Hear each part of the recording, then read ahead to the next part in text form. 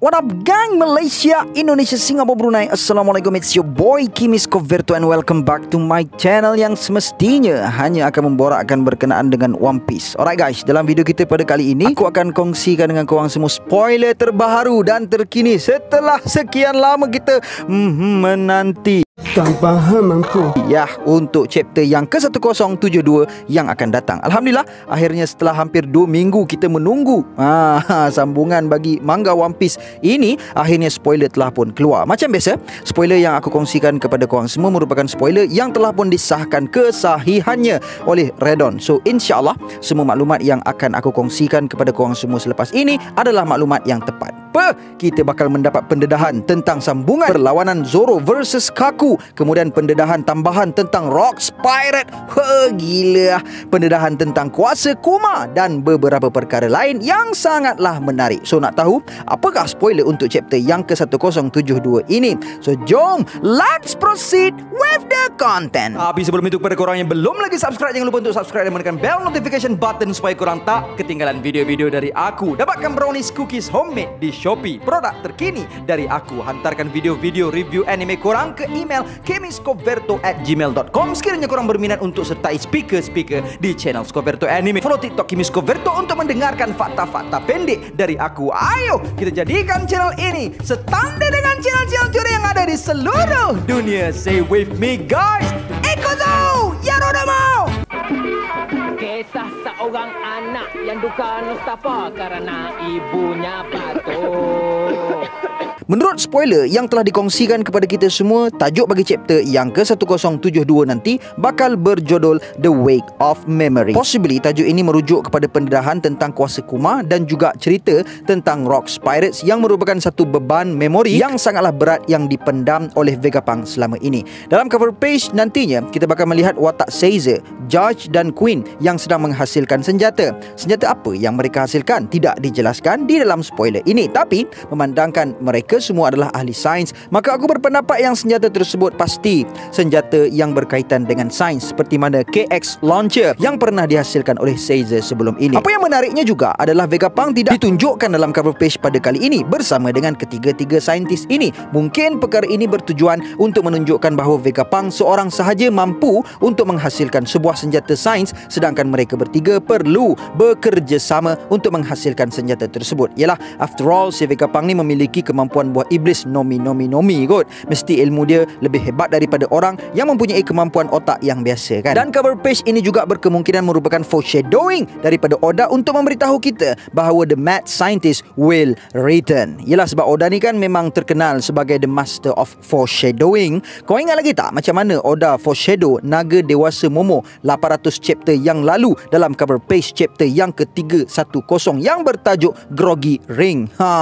So kalau dulu Judge, Caesar dan Queen pernah bekerjasama, maknanya mereka semua sudah mempunyai chemistry antara satu sama lain. Cuma ego mereka sahaja yang memisahkan mereka semua. Seandainya Big Mom dan Kaido boleh mengetepikan ego mereka untuk beraliansi bagi mencapai matlamat mereka, takkan saintis-saintis gila ni tak boleh nak berdamai kan. Kalau nak ikutkan, Big Mom dengan Kaido tu mempunyai pride yang lebih tinggi, memandangkan mereka adalah seorang Yonko, but still mereka boleh berdamai semula. So aku sangat-sangat berharap yang suatu hari nanti keempat saintis maths ini akan bergabung semula. Macam mana menurut kalian guys? Please drop your comment down below. Poin yang seterusnya yang dikongsikan oleh spoiler pula mengatakan bahawa kita bakal melihat Vegapunk akan menjelaskan kemampuan sebenar kuasa buah iblis Bartolomeo Kuma. Menurut Vegapunk, kuasa sebenar Kuma adalah untuk menzahirkan sesuatu yang batin. Contohnya seperti mana Kuma mengeluarkan kesakitan yang berada di dalam badan Luffy dalam bentuk yang boleh dilihat oleh mata kasar, menyebabkan Zoro mampu untuk menyentuh dan meresap ke semua kesakitan yang dialami oleh Luffy itu. Kau nampak tak guys? Maknanya kuasa buah iblis Kuma ini sangat berkesan untuk membatalkan kuasa buah iblis Dog Q yang merupakan Shiku Nomi yang mampu untuk menyebarkan penyakit kepada orang lain. Maknanya bila seseorang itu terkesan dengan buah iblis Dog Q ini, Kuma hanya perlu untuk keluarkan penyakit tersebut daripada badan mangsa dengan kemampuan buah iblisnya. So guys, possibly Kuma ini mampu untuk menjadikan benda yang tidak dapat dilihat dan hanya boleh dirasa menjadi sesuatu yang dapat dilihat dan boleh dirasa. Selain daripada kesakitan, aku berpendapat yang Kuma juga boleh mengeluarkan benda abstrak yang lain daripada tubuh seseorang seperti kesihatan, keresahan, kegembiraan, ketakutan dan semua bentuk emosi yang tidak dapat dilihat oleh mata kasar. Sekiranya Kuma mampu untuk mengeluarkan kesihatan daripada tubuh badan seseorang, memang OP habislah power Kuma ni kan. Kalau benarlah apa yang aku teorikan ini, maka kemampuan buah iblis Kuma ini sangat berkesan untuk counter kemampuan buah iblis Perona yang membuatkan seseorang itu menjadi down, dan Kuma juga bahkan mampu untuk counter kuasa Big Mom dengan mengeluarkan sifat takut daripada dalam diri seseorang. Poin yang seterusnya pula mengatakan bahawa kita bakal melihat Kaku yang membangkitkan kemampuan buah iblis zirafahnya untuk berhadapan dengan Zoro. Guys, nampak gayanya teori aku tentang awakening si Kaku ini sangat-sangat mengena kan. Yalah, kalau si Lucci tu pun mampu untuk membangkitkan kemampuan buah iblis leopard dia tu, maka pasti Kaku yang sentiasa bersama dengan Lucci ni mampu juga untuk membangkitkan kemampuan buah iblis dia. Takkanlah si Kaku ni nak ketinggalan kan. Namun demikian, menurut spoiler juga, sekalipun dengan awakening Devil Fruit Kaku itu, dia tetap tewas di tangan Zoro. Nampak gayanya teori aku mengena lagi kan. Kena. Dalam video analisis chapter 1071 hari tu, aku ada explain pasal awaken Kaku yang bakal dikalahkan oleh si Zoro ini. Aku berteori yang Kaku ni bakal menjadi lawan yang mudah untuk dikalahkan oleh Zoro sekalipun dalam mode awakeningnya, kerana kita dapat tengok macam mana Lucci awakening yang boleh dikatakan lebih kuat daripada Kaku itu pun kena bully macam tu je dengan Luffy. So, dengan kekuatan Zoro yang pernah menumbangkan King the Right Hand Man Kaido, maka Kaku dalam mode awakening ini hanya akan menjadi satu cabaran yang kecil sahaja bagi Zoro. Memandangkan Kaku dikatakan akan tewas dalam chapter yang seterusnya, agak-agak korang si Lucci tu masih lagi nak berdegil ke untuk tangkap Straw Hat? Please drop your comment down below. Okay? Poin yang seterusnya ini pula merupakan poin yang sangatlah dahsyat, iaitu kita bakal mendapat pendedahan bahawa Stussy sebenarnya merupakan klon bagi salah seorang daripada former Rocks Pirate.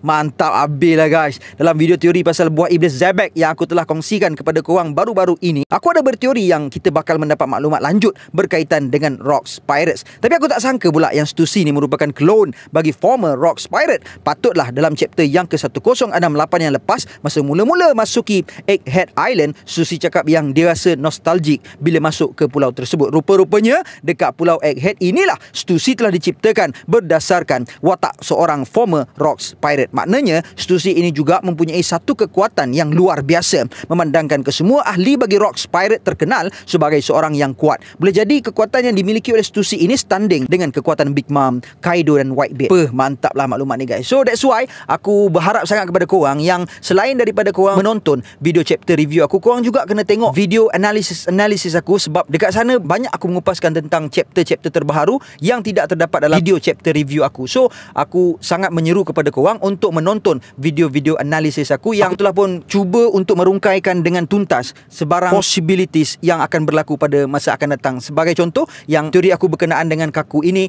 So aku harap video-video analisis aku yang lain korang juga dapat memberi sokongan dan dokongan untuk tonton bersama-sama. Okay? Dan menurut spoiler juga, terdapat satu maklumat yang masih belum 100% sahih yang mengatakan bahawa Bakin yang merupakan ibu kepada Edward Weevil sebenarnya merupakan bekas lanun Rocks. Kalau maklumat tentang Bakin merupakan former Rocks Pirate ini adalah sahih, maka berkemungkinan besar yang Stussy merupakan klon bagi Miss Bakin ini, memandangkan Stussy dan Miss Bakin mempunyai warna rambut yang sama. Maklumat tentang Bakin yang merupakan former Rocks Pirate ini juga menunjukkan kepada kita bahawa berkemungkinan besar Edward Weevil sememangnya anak kepada Whitebeard, memandangkan Miss Bakin dan Whitebeard pernah berada dalam satu kumpulan lanun yang sama. Kalau kita perhatikan balik pun, rambut Whitebeard semasa muda pun warna kuning juga. So make sense lah kalau Weevil tu berambut kuning, memandangkan Miss Bakin dan Whitebeard kedua-duanya berambut kuning, dan Misai Weevil itu juga menunjukkan bahawa dia benar-benar anak kandung Whitebeard. Mungkinlah kan. Dan berita baik untuk pembaca manga minggu depan, tiada break. Yahoo! Alhamdulillah. Oi, letih kena sidai 2 minggu siut.